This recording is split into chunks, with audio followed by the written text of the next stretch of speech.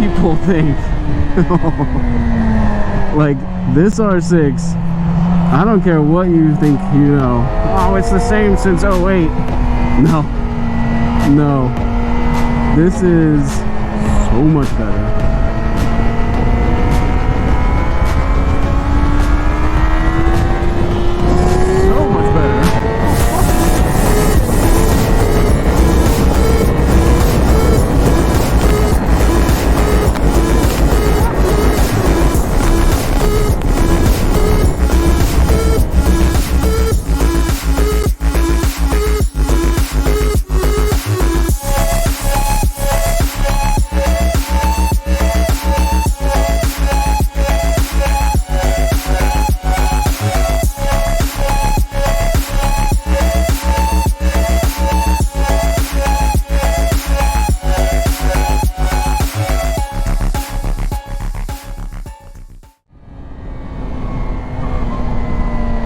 The power's definitely coming on way earlier in the RPM range. Still wants to carve up corners well above my skill level.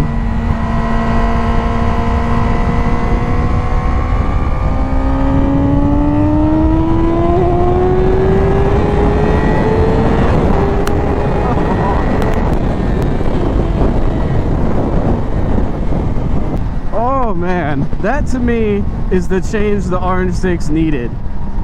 It pulls so much better out of corners.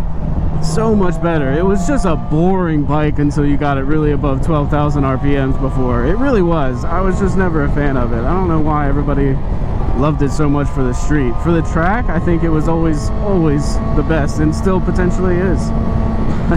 But for the street, nah. I like that low power, that mid-range power. And this one's got it. This gen has got it. Dare I say, it almost feels like a 636. It almost does. The way that intake comes in and just pulls. And it pulls hard. Feels a little weird. Like, I feel like a monster on this bike compared to so many other bikes. So it feels weird trying to get off the bike. I feel too tall. I feel too big. A lot of other bikes, I will say, this is the most cramped, I think, aggressive riding position out of any super sport. And if you're a short person, it's not a good bike for you, but it's a good bike for you at the same time. Because if you're short, this is a tall seat height, so it's a little frustrating because of that. But if you're short, it's such a cramped riding position that it's actually really good for short riders, easier to move on and off the bike in corners because it's just set up so I just feel so cramped and I feel like a giant on it.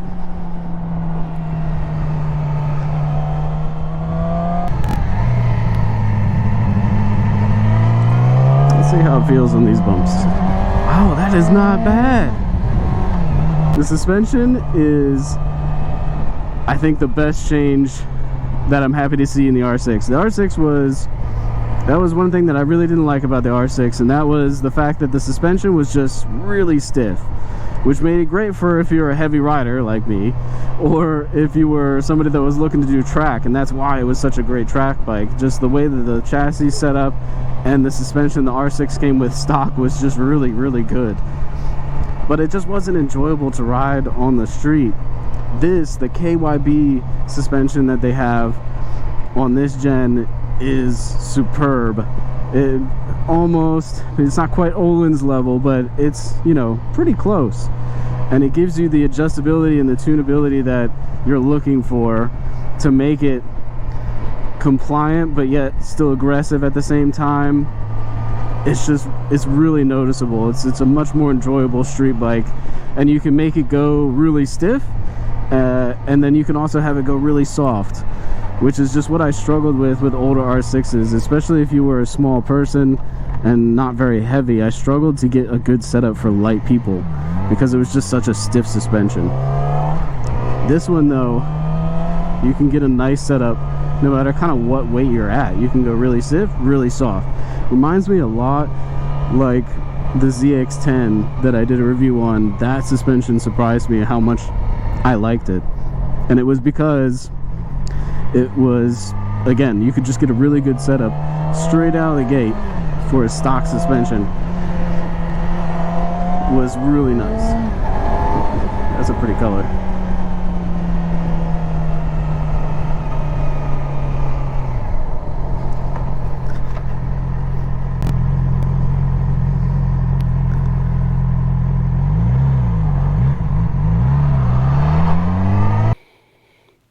All right, so those are my impressions of the last generation R6 to potentially ever be produced. It was a blast to ride, blast to have through the shop. Super cool bike, honestly, and definitely the best R6 that I've ever ridden. It's a huge change between that and the previous model and the previous gen. No matter what people say, there's always going to be people, it's the same bike, it's the same bike, it's been the same bike for whatever. It wasn't. It was such a better riding experience. Better suspension, better brakes, better electronics. Well, not better brakes, but honestly, I liked the brakes better because of the ABS system, which is super rare because usually I hate ABS systems. But actually, it was really nice to have ABS on that bike. I enjoyed it more. And the electronics on it, obviously having that, really nice. Just everything about it. Super, super nice. I'm going to be doing a more in-depth actual review video definitely later this year because content's just kind of a little slow right now. I don't have a whole lot of time producing it and making it. I spend more of my time working on them and building them these days. So get subscribed for that. You're not going to want to miss on that video and other ones in the future, like potentially videos that I'm going to be doing with this. Because I loved the R6, don't get me wrong, and I did say that, oh my gosh, it kind of reminds me of my 636, this one. This has had a rough life, and I'm going to be doing a lot to this and probably be doing more filming on this in the future. But I still love this one the most. So get subscribed, give us a like, check out the links down in the description below where you can buy all kinds of helmets, jackets, gloves, performance modifications, or just light kits, just cool stuff for your motorcycle, a bunch of products down there. Check that out, and we'll see you guys in the next video.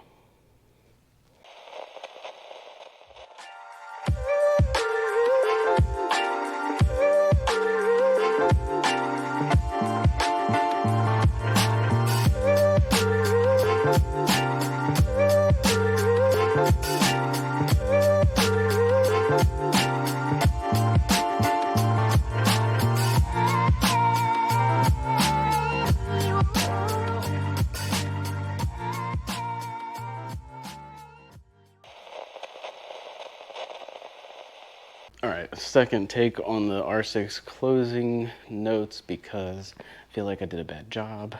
All right, so those are my initial impressions of the last R6 to potentially ever be produced.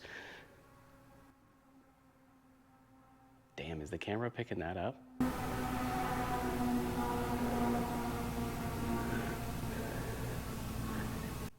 Fitty whether that's a bike or just a car pinned. I'm thinking it's either a really slow bike pinned on the highway or it's a car.